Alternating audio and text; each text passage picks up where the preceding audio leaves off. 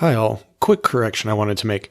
In this episode, I say a few times, I think, the Alliance of Clinical Educators. It's actually the Alliance of Clinical Education. So please disregard when I say it there. It is the Alliance of Clinical Education. And now back to the show.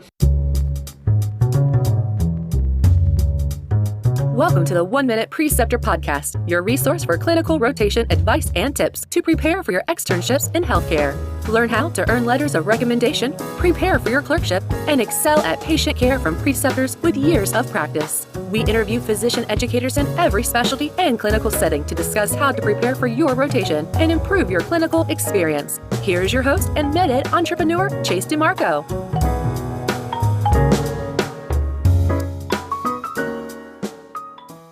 Today, I want to welcome Dr. Bruce Morgenstern, Vice Dean of Academic and Clinical Affairs at Roseman University College of Medicine and President for the Alliance of Clinical Educators. Bruce, how are you doing today? I'm doing great. How about you?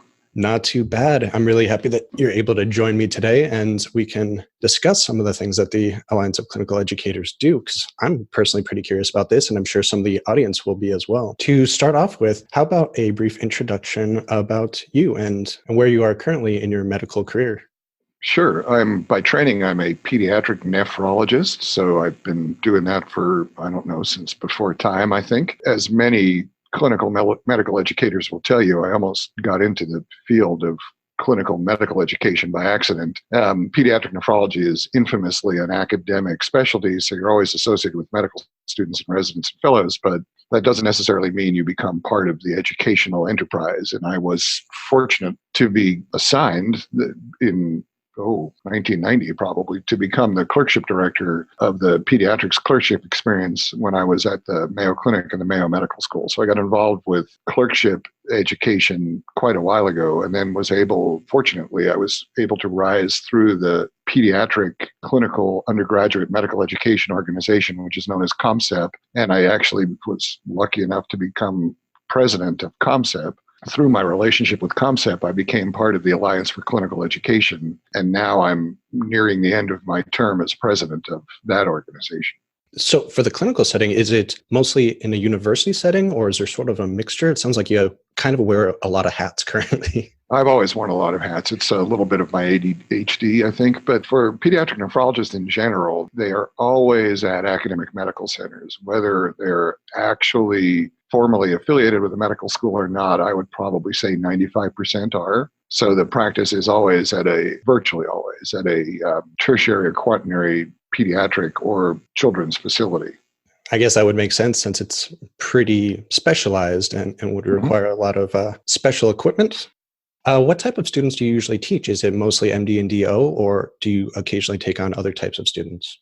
I should take a step back now. Teaching is sort of, sadly for me at the moment, in the past tense. My job here at Roseman University's College of Medicine is to actually get our medical school up and running and accredited. So we don't yet have medical students. So I came up here about 4 or 5 years ago. All of my teaching sort of weirdly came to an end so I could work on a school. That sounds it's almost internally contradictory, but it is what it is.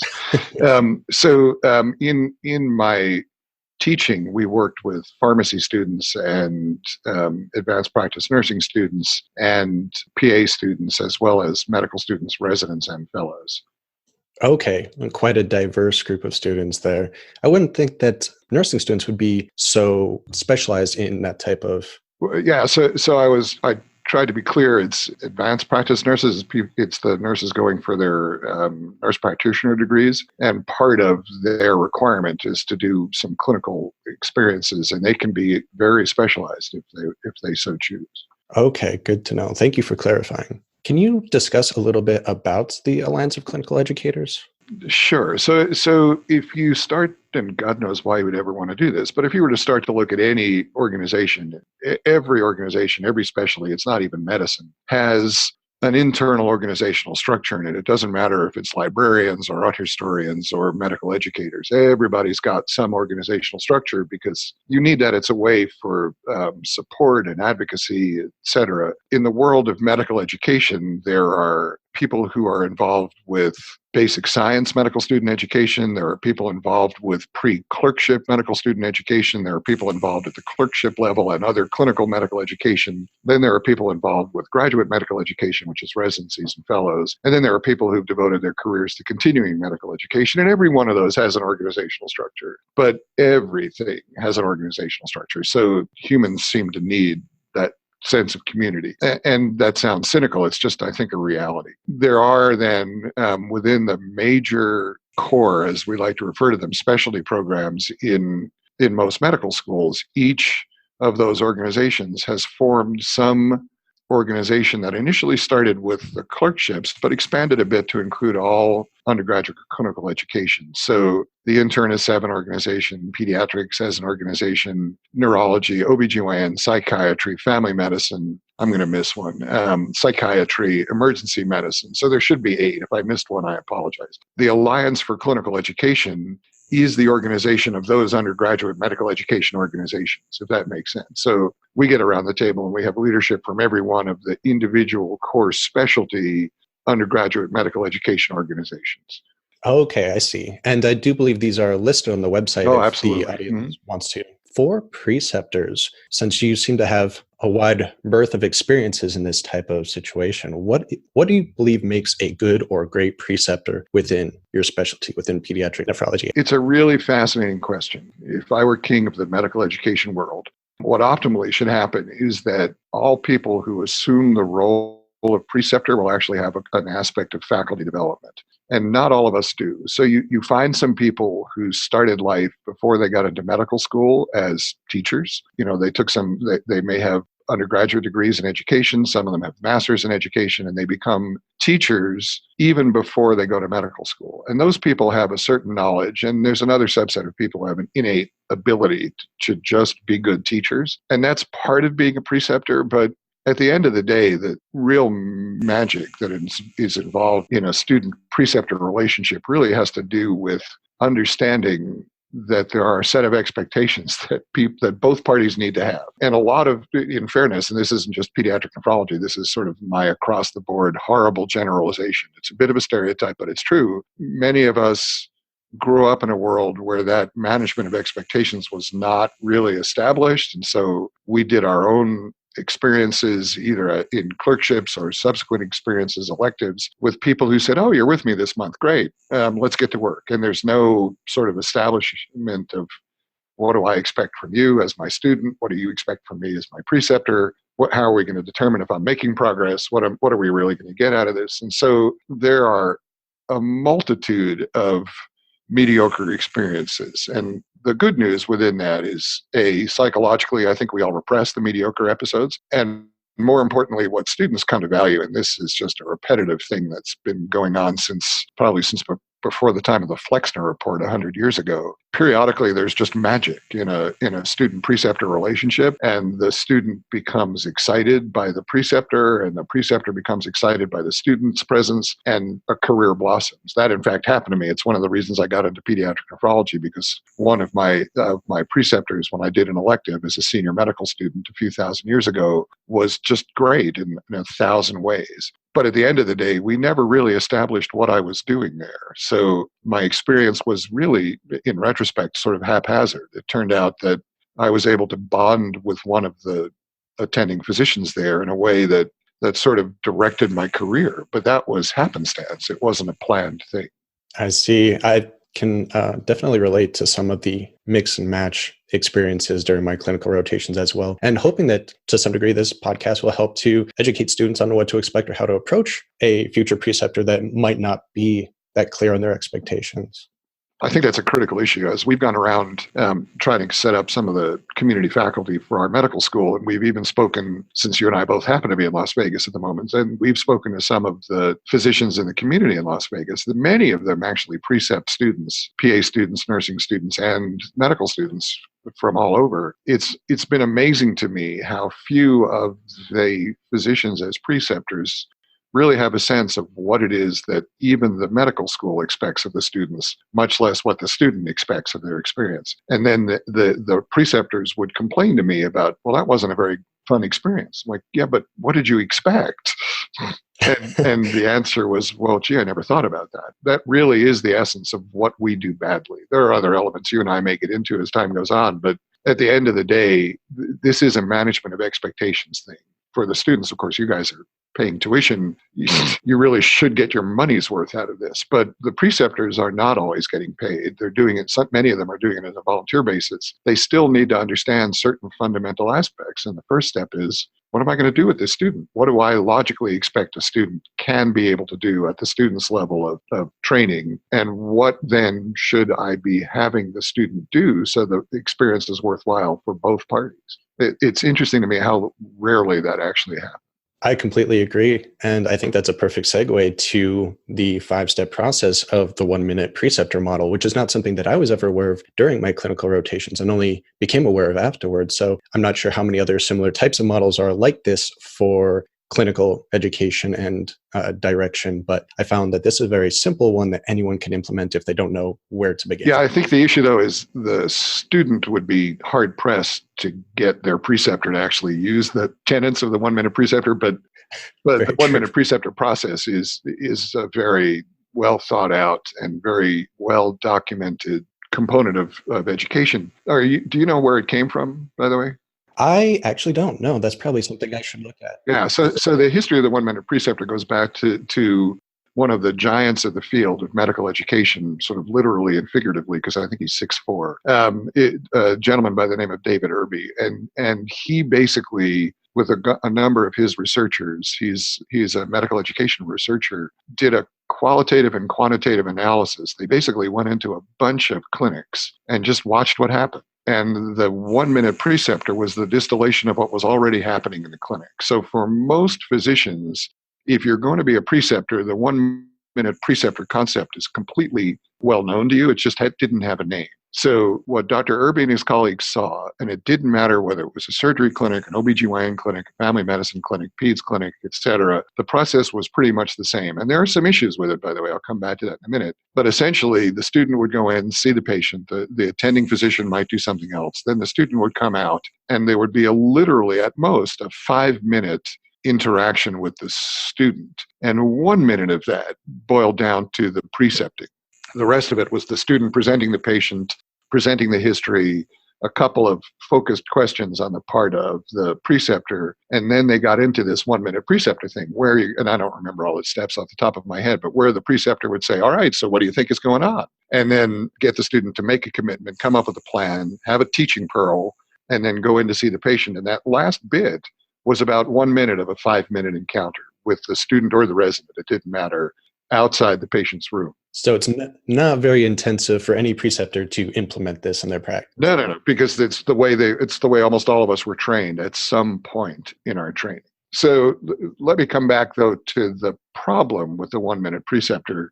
And I use that word problem in a very sort of loose way. The elements of the 1-minute preceptor, getting the student or the resident to commit and to offer up a plan, and then for the preceptor to offer one pearl related to that encounter, makes a ton of sense. On the other hand, part of what students and residents are supposed to do as students and residents is to learn.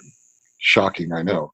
And so that little 1-minute preceptor piece does give the preceptor a sense of the student or resident's clinical reasoning skills. I got through all this, and I think this is what's going on with the patient. It gets the preceptor a little handle on what the student can manage, or the resident, because the student or resident will say, I think we should do these tests or try this therapy. And it gives that one pearl that the preceptor can throw out. But at the end of the day, unless as the preceptor, you've watched the student or resident actually have their interaction with the patient, you don't really know what the validity of anything you're being told is. That's a good point. The analogy you hear from a lot of medical educators is the 1-minute preceptor in some ways is akin to having and it's not the 1-minute preceptor, it's that whole business of go in the room and see the patient and come back and talk to me. It's the same thing as telling a student to, go practice the piano as part of a piano lesson and then not have the preceptor present to watch either technique or listen to the notes or anything else, and then have the student come back and say, boy, that went really well. How do you know? Yeah. So, Point. there are, when you think about what it takes to be a good physician, and nobody has real agreement on what a good physician is, I'll readily admit. There's that skill of being able to talk to patients. There's that skill of knowing how to examine patients. Then there's the other part that then becomes apparent during the 1-minute preceptor interaction, which is clinical reasoning and management. But if you can't get to the first two parts, if you can't actually speak with a patient or their family, and you can't actually examine the patient, the rest of it's almost irrelevant.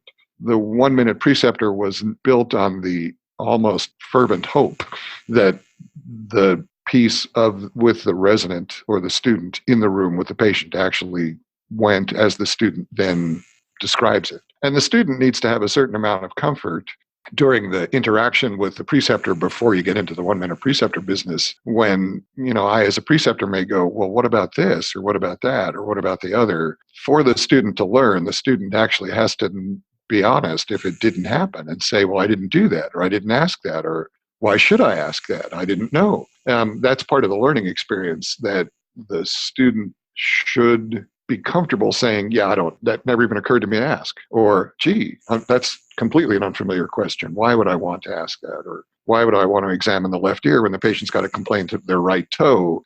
Some of those connections the student couldn't or shouldn't or couldn't possibly know. And that's part of the education piece. That's that pearl that goes with the 1-minute preceptor. But the student has to be willing to admit that they didn't know or didn't do something. And that's, frankly, for a whole bunch of reasons now, that's an awkward thing and a difficult thing for students. I think we covered in pretty good detail the first two steps, which is step one, getting a commitment from the student, and step two, as you were just mentioning, to probe for supporting evidence to see why they came up with the answer they did. Are there any particular tips or techniques that you use for step three, which is reinforcing what was done well? See, that's part of the problem. You have to know what was done well. Good point. It becomes relatively easy. But I'm going to come back to another point about this in a moment. It becomes relatively easy to go, well, that was a pretty succinct presentation. Thanks. Or, that was a good synthesis of some difficult information. That doesn't happen very often, and I'll explain why in a minute. But that's not a difficult thing to do. It just doesn't really help the student very much because it's not as specific as you would like it to be. The problem, of course, is in real time trying to remember the very specific sentence, for example, the student said, they give their summary. That's hard to do because you're thinking about the points you want to make with the student as a preceptor, so you lose track of, you worded this kind of awkwardly. You might say it more succinctly or more clearly this way. That's not easy to do. The other real practical problem, I talk about this to many of my education colleagues, and they nod in agreement, but I don't know that anybody's ever really published it. It shouldn't be hard to publish. It's not hard, I don't think, to get data. Most of us in clinical practices have a very absurd standard for our clinical performance. I don't know what other standard we could have, but we have a very absurd standard, which is we need to be perfect. For a whole bunch of reasons, we as a provider, when we deal with our patients, don't want to make mistakes.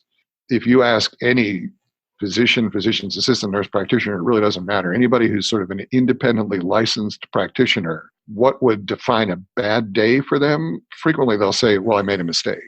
On the other hand, perfection is almost impossible. So, that's a really difficult standard, but most of us hold ourselves to a personal standard of perfection. We therefore then lay over that standard onto the student or resident. Now, why we should expect the student or resident to be perfect, I have no clue, but that's the standard we apply. So, and this gets back to why I said it's difficult for a student or a resident to admit they didn't know something to the preceptor, because the personal standard for the preceptor, I hold myself to the standard of perfection. Therefore, now that you're falling under my shadow, you need to be perfect as well. And so you say, I didn't know something, or you say something incorrectly, inadvertently, but quite sort of subconsciously, our opinion of the student or resident falls because they failed to reach our standard of perfection. That's a very difficult piece to process through for both the preceptor and the student. And that seems to be exactly what step 4 is sort of focusing on, which is giving guidance about errors and omissions that were made. You sort of already covered that. It's a difficult. Yeah, no, but again, you have to, either I have to detect it or you have to admit it in the preceptor-student relationship. And it's not Certainly the latter is not easy because you don't want me to think less of you, which is crazy. And then, unfortunately, with the former, with me detecting it, if I detect it, depending on my day and my mood, it may really significantly impact my opinion of your performance, even though intellectually I know with absolute certainty you shouldn't be perfect.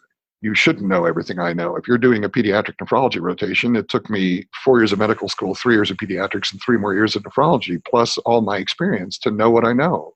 How could you possibly know what I know? Yet, if you admit to not knowing something, that sort of makes me think, oh, geez, why don't they know this? It's a very strange system that has just evolved over time. And some of it just is normal human nature. It needs to be addressed overtly. It's the faculty development piece I spoke about way earlier. And then just for completeness, step 5 is teaching the general principle, or as you called it, the pearl. Is there any particular guidance for preceptors on how to find that pearl, or is it just something that they know from experience? It's sort of neither, actually. It's totally contextual, because the pearl may not be anything that's unique to my field. It may be just a sequencing question for you as you take a history, or as you think about synthesizing it, do this. But that's totally in the moment. You don't know, like I don't have a set of scripts of pearls that I probably do over the years, but it really depends on what happened in that 5-minute interaction that I can think of what the pearl might be. Okay, now that we've covered most of the preceptor-based questions that I had, maybe a couple of quick student advice type questions. Mm-hmm. You knew the dogs were going to act out eventually. It was bound to happen. For student questions, what do you expect from a student when they start a rotation with you or did in the past? What do I expect, or what do I hope I actually tell the student? There's 2 different things. And I know it's a kind of a glib answer, but the expectation is based on the level of training. So if a 3rd-year student, or I've even had actually a 2nd-year student who had a selective opportunity and said, oh, I'd like to do nephrology, my expectations of a 2nd-year student are limited, and my focus then would be on pathophysiology, pathology, pharmacology. A 3rd-year student, if they've already completed internal medicine or pediatrics clerkships, would be a certain different level of clinical skills, ability to obtain a history, do a physical, so in an effort to better obtain history and synthesize it, and it just moves forward. So by the time somebody's a 3rd-year resident, I would have a very different set of expectations. Again, the other part of that then relates to how I expect my time to be utilized in terms of caring for the patient. It's going to take more time and effort with a 2nd-year student, obviously, than it would take with a 3rd-year resident. So, all of those expectations are, again, sort of very situation specific. I guess that makes it difficult to keep track of for preceptors that have a lot of students at one time, especially if they're all on different levels of their education as well.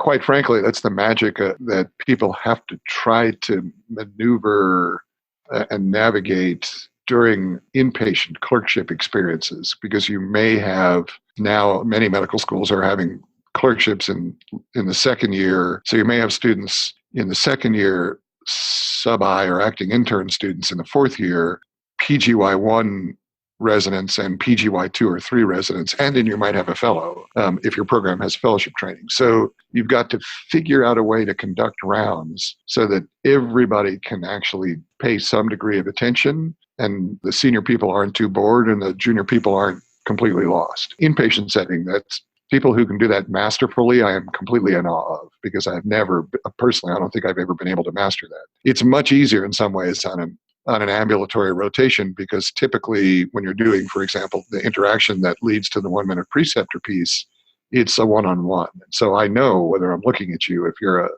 3rd-year student or a 3rd-year resident. So it's a little easier in the outpatient setting. Very good point. What about for students that want to excel in a rotation with you? Any particular things that stand out that really would put them above the fray, I guess? Boy, that's a really difficult question to answer. It comes back to one of the points you raised earlier. And I think, and not all preceptors are this way, but increasingly we're training preceptors to get to this point. One of the things somebody needs to have the day one discussion about, what do we hope to get out of this relationship? And if a student were to sort of come in prepared, this is now very personal, this is me. If a student were to come in prepared and go, listen, Dr. Morgenstern, here's what I'm really hoping to get out of this relationship. I've done a little bit of reading about pediatric nephrology. I really hope to learn this or this or this, that would be spectacular. Then they could screw up 1,000 different ways, I think, during the rest of the experience. But I would have gained like that sort of, first day impression that makes me think, oh, all right, I can deliver that. I can help this student meet their expectation. And I probably would. Whereas if the student doesn't lay out what they're hoping to get out about it, get out of the experience, it's going to be a little more haphazard. And then it's just, did we gel as people? Which is a horrible way to sort of establish a relationship. It's good in some ways, obviously, but it's not a preceptor, preceptee, you need to learn some stuff kind of a relationship. It's a, hey, we went out and had a bunch of coffee and spoke about sports. That's all wonderful, but it has nothing to do with pediatric nephrology. Very true. I suppose if it was an easy question, then we wouldn't have so many students wondering these types of questions when they're starting a new rotation.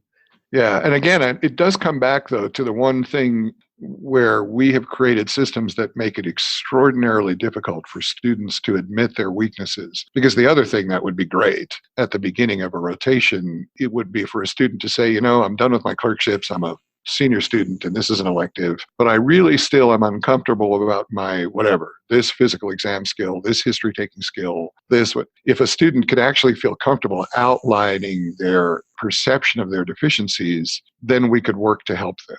From what I know about my colleagues in the residency education world, it doesn't seem to be helpful for a student to ever admit that they might not know something. It seems like it's actually almost damning a student. If I were to write a letter after you and I were to have a preceptor-preceptee relationship and write somewhere in there that you learned a great deal during the rotation, it sort of implies that you weren't good to begin with. No, you should learn a great deal. Like the fact that you were able to absorb information, synthesize information, and apply information should be something that somebody would want to see about you. But it's actually, unfortunately, in the current system, almost a negative. We're in a weird world that I think will evolve to a better place, because we really should be encouraging students to be, self-reflective and saying, here's what I really need to work on. It sounds sort of like the focusing on the journey, not the destination type of mentality. Mm-hmm. Exactly. If a student wanted a letter of recommendation from you, are there any particular things they should do or say to inquire about that? No, they just need to ask. The rules about letters of recommendations is that, the question should be, would you be willing to write a positive letter or a strong letter of recommendation for me, is really the way the question should be phrased, because I might write a letter of recommendation, but it might not be strong. And that's not necessarily a good thing. The other thing about having been a medical educator now for close to 30 years, there is sadly an unwritten code in letters of recommendation, and not all preceptors actually know the code. And so a preceptor might happily agree to write you a strong letter of recommendation, and then they may inadvertently not. Again, it's a matter of trying to do good faculty development for the preceptors so they understand what that unwritten code is. Wow, I wouldn't have even thought about that. But yeah, depending on what your experiences are in something like that, you could think that you're writing a really strong letter and it's subpar. We've reached this interesting world where there's been an inflation in superlatives. So superlatives that were really strong superlatives for student performance when I was a student are now mediocre superlatives. And there are more superlatives. And if you don't know the right one, you can sort of categorize a student in a way that you think is great as the letter writer, but it's actually not.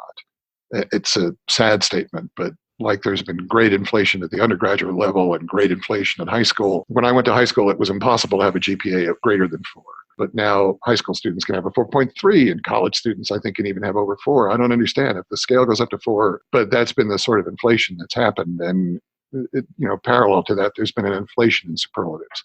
Wow, you really have to stand out then in new and better ways every year. Exactly.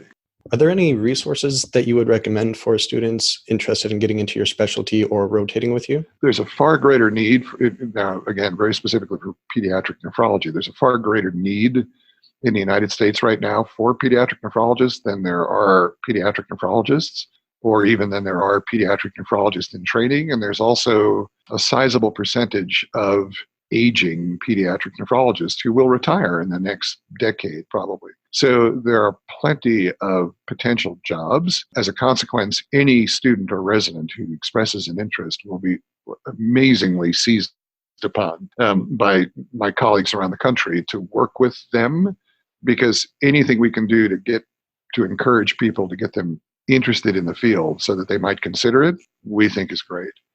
Any parting thoughts for students?